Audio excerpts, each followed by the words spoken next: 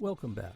Views, interpretations, and opinions expressed are not advice nor official positions presented on behalf of any organization or institution. They are for informational and entertainment purposes only. Now, join Ryan and Peter for another episode of the Tracking Wisdom podcast. Welcome, everybody, to another episode of the Tracking Wisdom podcast. I'm Ryan. I'm Peter. And good morning to you all. This morning, I wanted to bring to the discussion two things. One is the idea of sort of a guided journey or being drawn on a journey, and including that with the concept of karma, and in specifically karma as it relates to the idea of the world as a reflection. And I think in that conversation, it's going to align a bit with the Buddhist understanding of karma, at least as I understand from Peter what you have talked about. So that's what we have on the conversation for this morning, and we'll get right into it. So I've noticed recently, and I guess this isn't really recent, but I've definitely sensed the pull of a journey, spiritual and material, I suppose, as the show grows and as Peter and I continue to assess and evaluate kind of the future of this project and everything. I've experienced sort of this tug, almost from an external standpoint, or at least sort of the inner self guiding a journey. And this ties into a bit the idea of allowing the process and not wrangling with the things that are occurring in your life, because it seems that life or the journey itself unfolds as it needs to get to the destination that you're looking to get to. And so that's been something that's been a specific experiential thing for me recently. Not specific, it's happened before, but recently I've noticed it pretty heavily, where things fall into place. And I guess this kind of goes to synchronicity and manifestation and those kinds of things, but it doesn't need to be discussed or even conceived of from that kind of perspective. So I was raising that as an experience, and then contemplating the idea of karma. Well, actually, what I contemplated was the way that sometimes certain shifts in the path, so to speak, take a long time, and sometimes they don't. And what came to mind on that was this idea of karma, which is a Buddhist and a Hindu concept, although I believe they have different understandings of that. Is that correct, Peter, from your understanding? I think so. Yeah. And I don't know if other spiritual or religious teachings discuss karma specifically in that term, although there may be other phrases used to discuss similar thing. And so I guess I'll preface my comment with my understanding from what I've learned from you, Peter, is that the Buddhist position on karma is related to cause and effect, that the effects of karma are, or that karma is the effects of either previous lifetime actions, or is that, am I in the ballpark? Yep, you're in the ballpark. Keep on going. Okay. I'll comment later. Okay, that's fine. So I wasn't thinking about karma specifically from relating it to the Buddhist perspective. It was really afterwards that I thought, oh, that actually kind of aligns with the Buddhist perspective on karma. What I was thinking was this idea of a reflected world, where the world is reflecting our intentions and actions, and that sometimes a shift in, or what may be experienced as or feel like a shift in your path or your journey, where you were on one trajectory and now a new branch or trajectory seems imminent, or at least that you're pointing towards that direction. Sometimes that falls very proximal to an intention or a decision or a thought. And sometimes we have those decisions and thoughts and intentions, and it takes a long time for that to sort of present itself in the experience. I'm trying to avoid using manifestation and things because I don't think that that's important language to use, although I think anybody who's into that would recognize what I'm talking about in that scope. And my thought about it is, while some people will talk about the internal resistance that might be obstructing that change, which I'm open to that as a concept, I was also recognizing that there's going to be inherent solidification, so to speak, of a path given the amount of time that you may have been walking that journey, that will take a significant time to kind of unravel that before the new path might be able to come to fruition. And when I was thinking about that, that reminded me of karma, and then also reminded me of the Buddhist perspective of karma as cause and effect, where taking my personal example, I've been in my current life path and trajectory. I don't want to overuse that word, but for so long, and had solidified so many intentions and values around that even though, within the past few years, I made strong intentions and choices and decisions, at least outwardly, to move in a different direction, it seems reasonable that for life to kind of reorient itself to these new intentions and these new decisions, it's going to take some time to unravel the connection and the momentum that the original path kind of had. And I'll open the floor to you, Peter, to see how you feel about that statement. Completely agree. It's very interesting, kind of a meta experience of a karma, because as you put it up on screen talking about journey and karma, I immediately was like, oh, it's totally where I am. Like I could totally talk about this and completely relate to everything you just said. Yeah. And I would just, from my background, use slightly different language, but it's exactly the same feeling. And so, yeah, I agree with you that the Buddhist version of karma is cause and effect. I think the Hindu one is more of like there are deities that handle karma. Like there's a karmic judge or a number of deities that it's kind of like the fates, Right. of classical mythology, whereas Buddhism views it more as cause and effect. And the way I express it now is conditions Mm-hmm. and outcomes, right? And so, as you were saying, I mean, I think it relates directly to your description of unraveling the momentum, is that we're carrying conditions. And even when we change our intention, the conditions remain. And the conditions could change suddenly or they can change gradually. And so that's actually a lot of what I feel like I've been experiencing recently. So, one note I made was intention versus ego. Mm. And so I think that's the caveat, is just because the ego says it wants a thing doesn't mean that that's going to happen.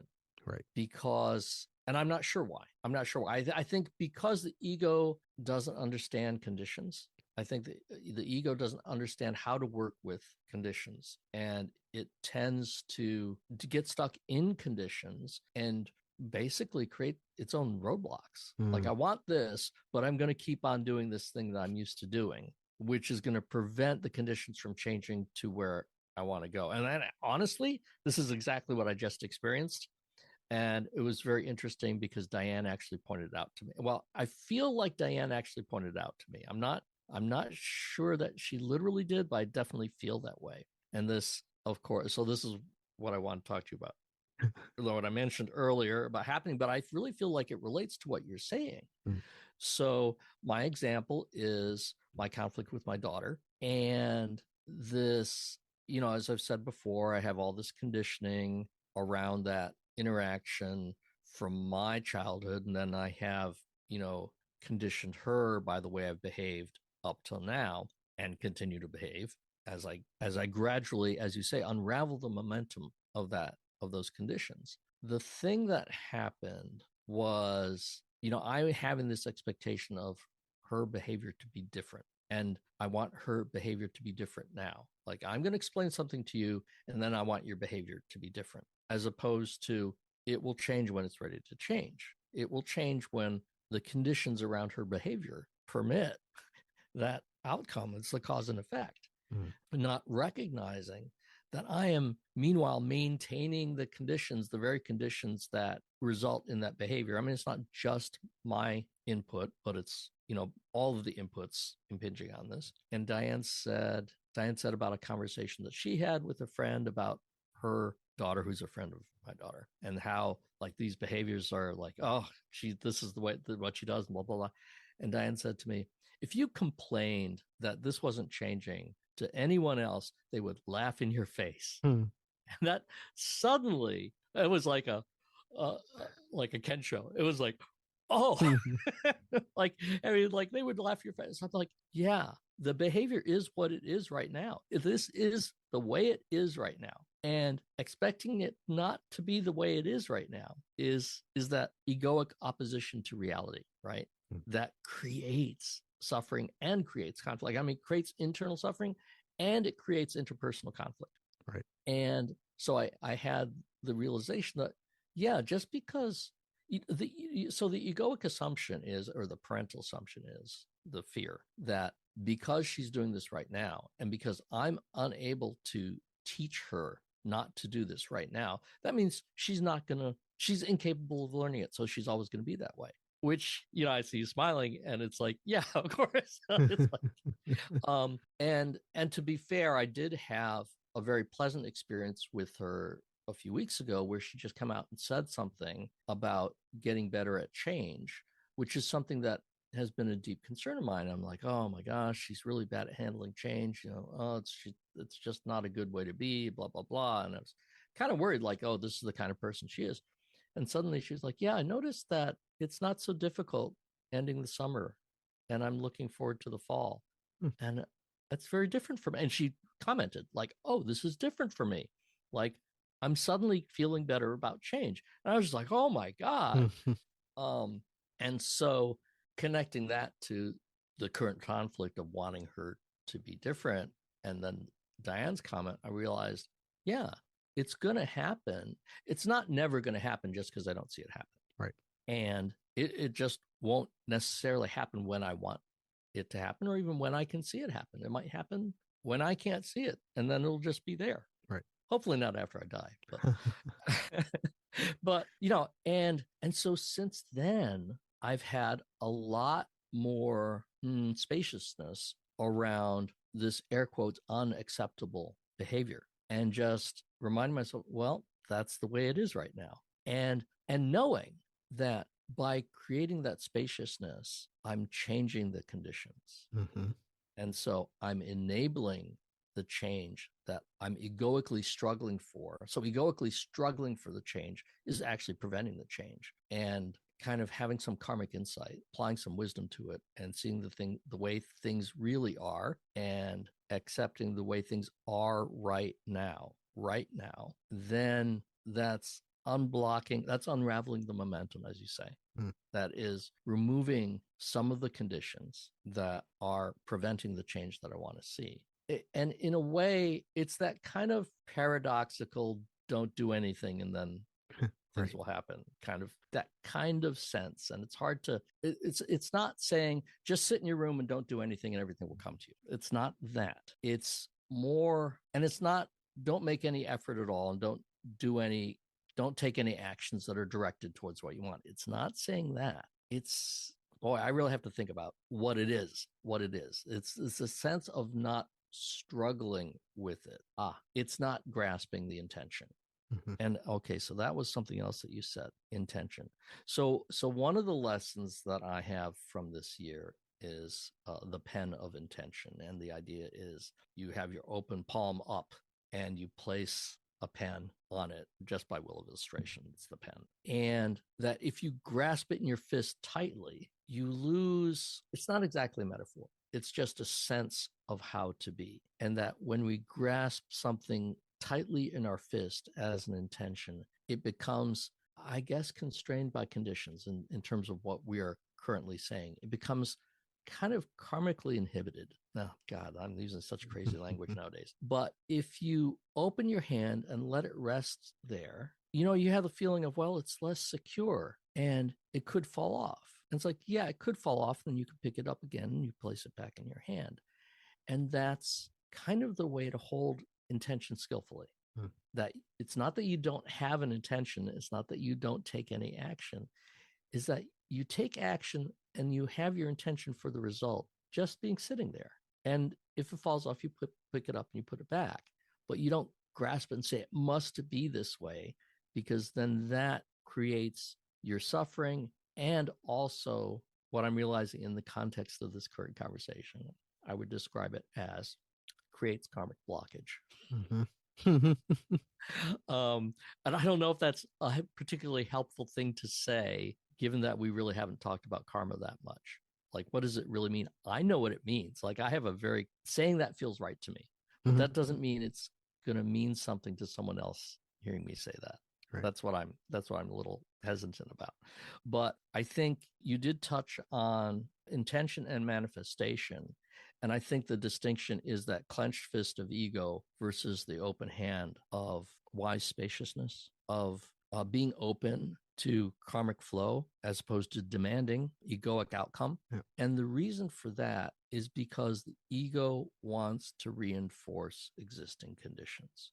It says that I want to change these conditions and I'm going to change them, but it doesn't see that by doing that, and it is taking actions that are working towards this different outcome, but at the same time, and probably or often more importantly, it's imposing these old patterns that lock in that inertia so that you can't, as you said, unravel the momentum.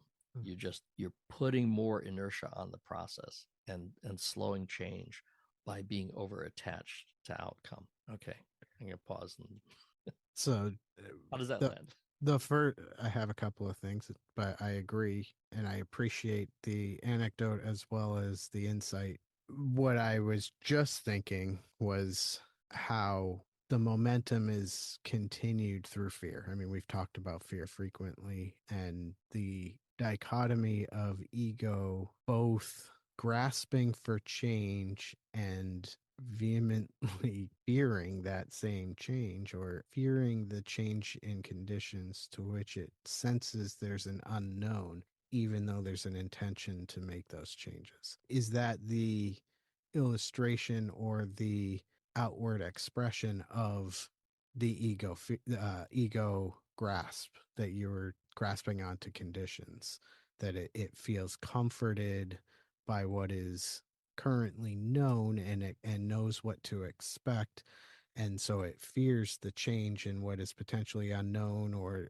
the infinite variables of things that could happen, even though there is a direct intention to exit the current conditions. So I think on a superficial level, we can talk about fear of the unknown on a psychological level, but I don't think that's really the operative principle. I think the issue is that the ego doesn't understand. So I use the words conditions and conditioning. And, people have said, oh, so when you say conditioning, you really mean the ego. And I'm like, yeah. And that what the ego really is fearing is its own dissolution.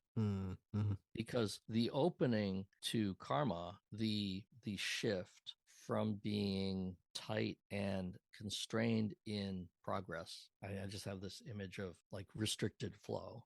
Okay. There's a shift from that way of being to being accepting of the way things are and opens to the way things can change. And that opening, that shift is a dissolution of ego. And so in reality, the way for the ego to get what it wants is to stop being an ego.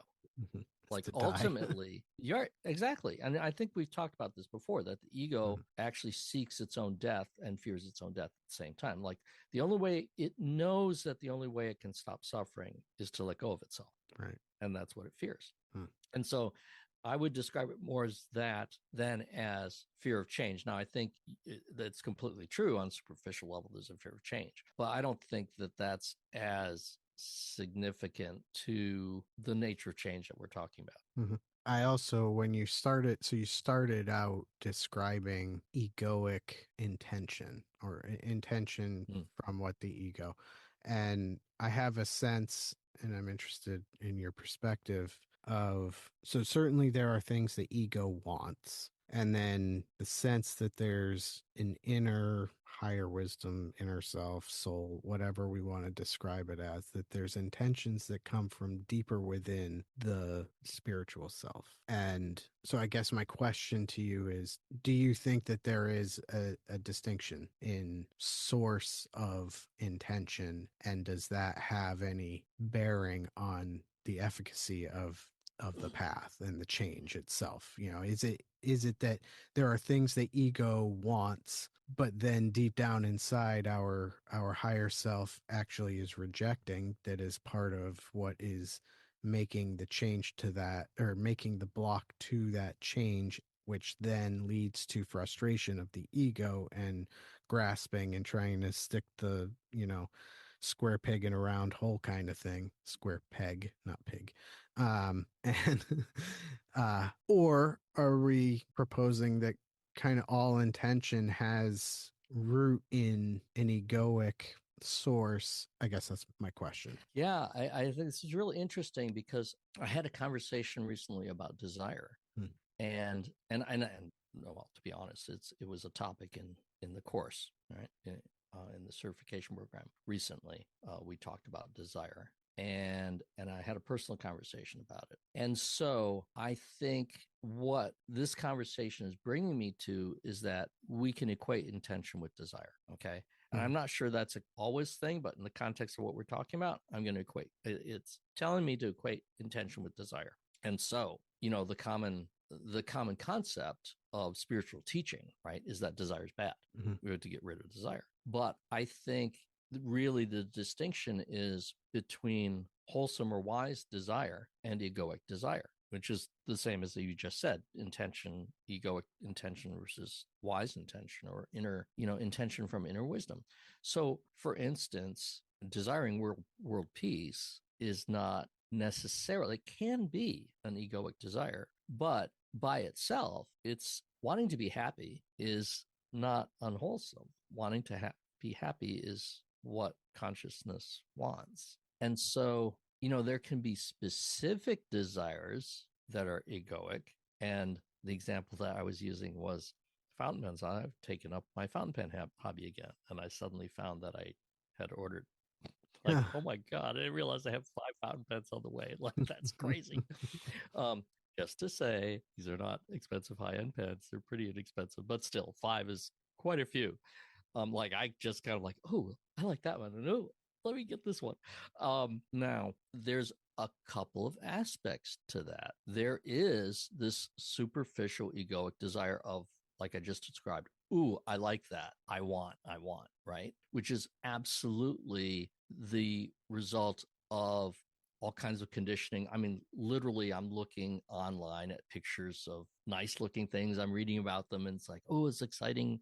I like this feature, or oh, this is such a great bargain. 2 of them were buy one, get one off, buy one, get one free. So it's like, oh, it's such a great bargain. I can't not buy it.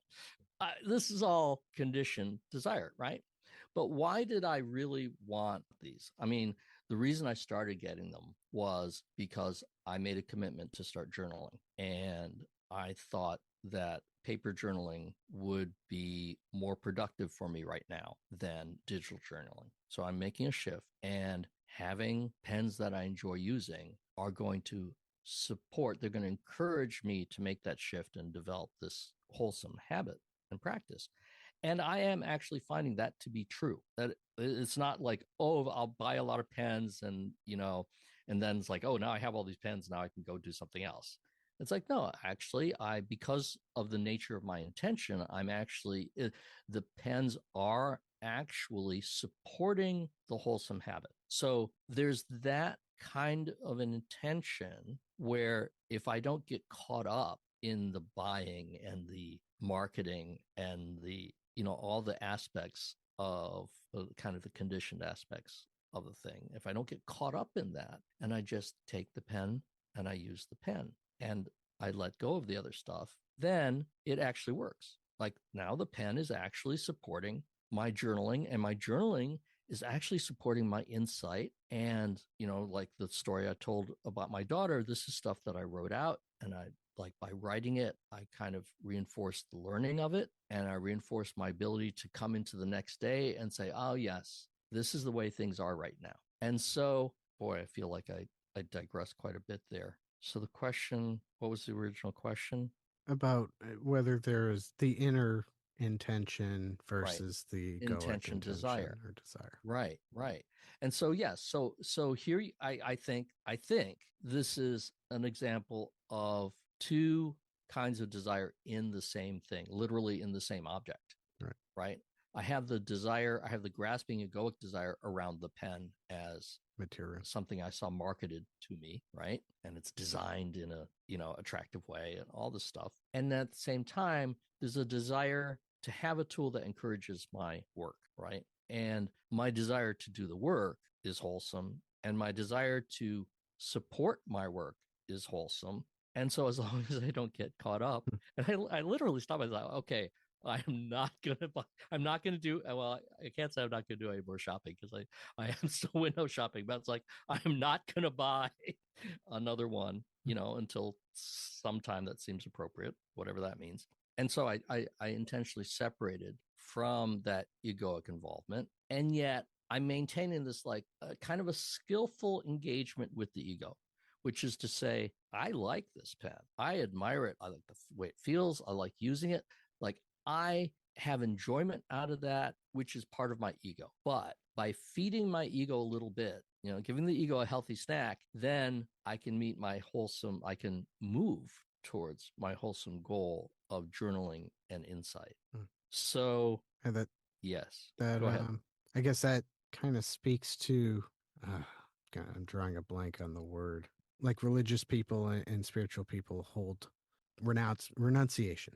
Renunciation. Yes, That's the yes. word I was thinking of. And it seems like what you're describing and what may be a very productive way in moving forward in the greater path, greater meaning the higher path, not necessarily of more value, is to not fight the ego, be, I guess this also touches on the master and his emissary, right? Where we're allowing a partnership between the material ego and the higher self to coexist, but the higher self isn't letting go of the leash per se, right? There's a, and I guess leash is probably a harsher term or illustration, but the idea that so renunciation means kind of starving the ego, which can create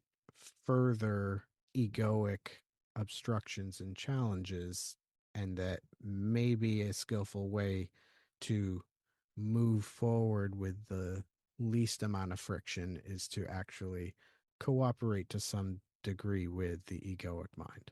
So great. Yes. And I love the tie in to master and emissary.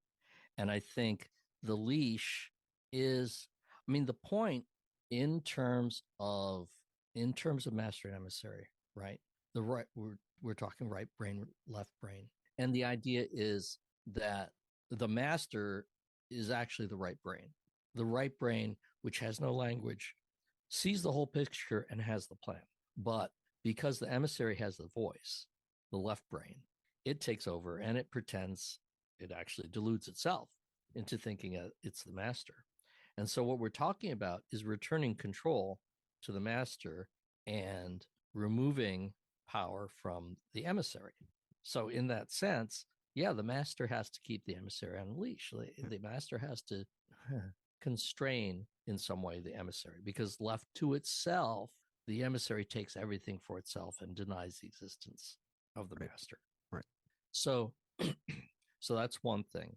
Renunciation, that I really like. I wanted, so I think, like with desire, I think the word is misapplied. I don't want to say it's misunderstood, because I think a lot of people intend it this way, and absolutely a lot of religious leaders intend it this way. So they're not being misunderstood, but I think they are misapplying the word.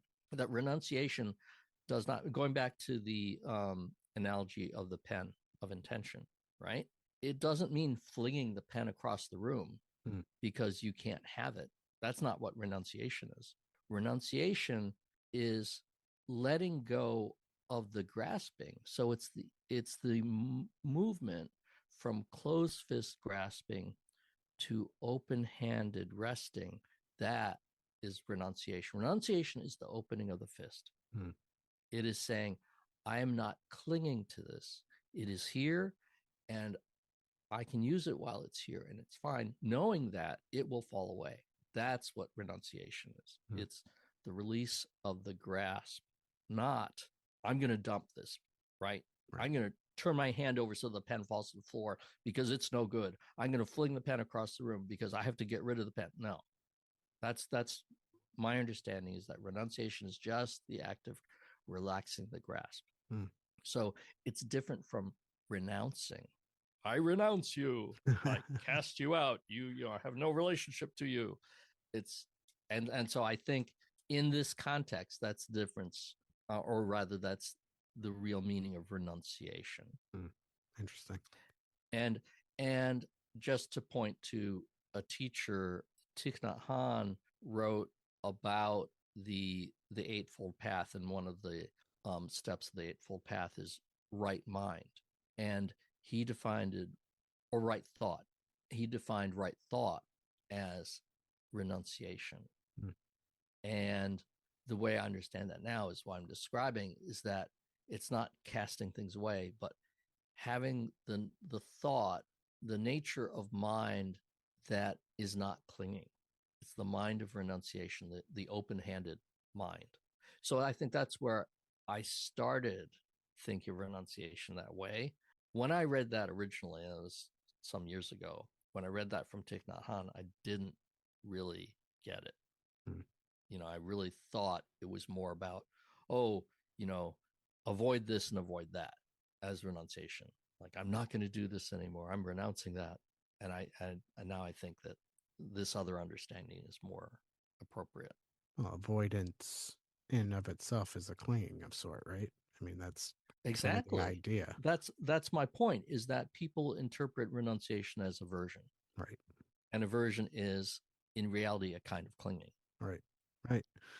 I I found it interesting. I'm gonna switch gears just slightly and see if we can wrap this up here. You had mentioned so in karma, and the idea of karma and the definition of karma, of which there's many, and I'm not saying any of them is absolute or the right idea, but what I do appreciate about the sense that I got, and the general principle or philosophy of the Buddha, or Buddhist tradition around karma as effect to the cause, is I'm going to use value language, but I don't like using it, but I think it's a better or more valuable way to, a valuable perspective to take, because I feel like, at least among, the lay population, karma is interpreted as this punitive thing, that there's retaliation, and that's, I was bad and I did bad things, so now I have to pay my dues. And I think this idea of the unraveling of momentum, and the fact that karma isn't a punitive thing and it's not retaliatory, but it just is a function of the effects to things that were causal, and you need to slow the momentum over time, working through the karma, which is working through the effects, and slowing that train before changes can really be seen and experienced. So I found that to be an interesting position that I resonate with, and I think is a generally more positive experience of the idea of karma. Yeah, I mean, So I agree with you that, the negative view of karma is definitely the popular culture view. And I think that's because it's very easy and satisfying. It's easy to see a negative outcome happening because of a negative behavior, Mm-hmm. right?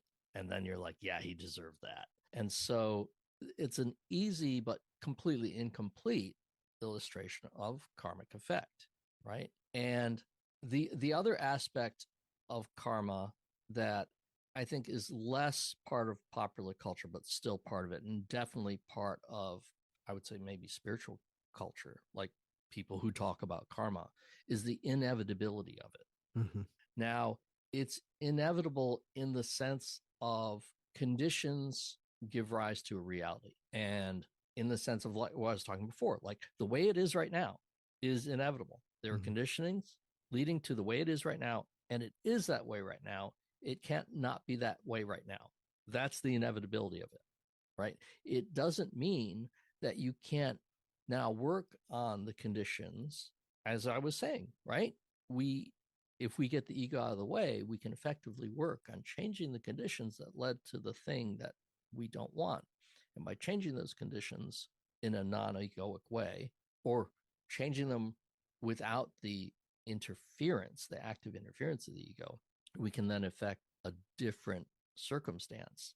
And so in that sense, it is inevitable, but it doesn't mean that's the way it always has to be. That's the thing. Right. It's because things are impermanent. But I think that's another popular misunderstanding of karma, right? Yeah.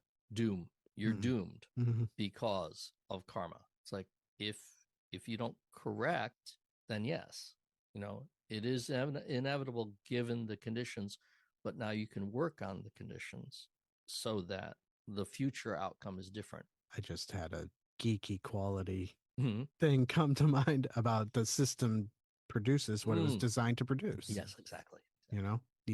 And so until you change the system, it will continue to produce all the errors or non-errors that it was fully designed to create, and that it's not the outcome that is the thing to be judged, and not that we should judge, but it's not the outcome that needs to be fixed, but that the system, if revised appropriately, will lead to outcomes that are different. So to get a little geekier too, you kind of can't change the system from within the system. So it's like if you have a computer program that's not working the right way, you can't change some settings in the program and make it work. You can't do it from within. You have to get outside, go into the actual language of the program and change the program itself. Right. And I think, what the ego tries to do is, I have all the settings I need. Right. I can just tweak. I just have to, open another menu and tweak some more settings and it's going to work. It's like, no, there's something inherently like there is karmic cause that has to be addressed. Right. And once you address that, then things can work better. Well, hopefully that didn't drive off the rails too hard at the end there for people who who may not be coming from that perspective, but it did come to mind for me. I really enjoyed this conversation. I think this is a cool topic, and I think that we sussed out some interesting details around it. I hope that the listener did as well. And thank you, Peter, for engaging me. Thank you. Very interesting conversation.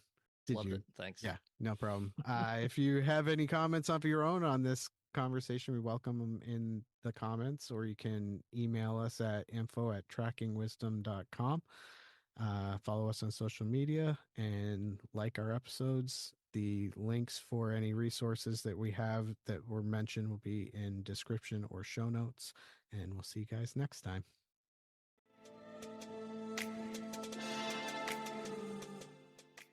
Thank you for listening to the Tracking Wisdom podcast. Join us next time as we continue the discussion. Don't forget to follow us on Facebook, Instagram, and YouTube, and visit www.eth-studio.com for more information and content.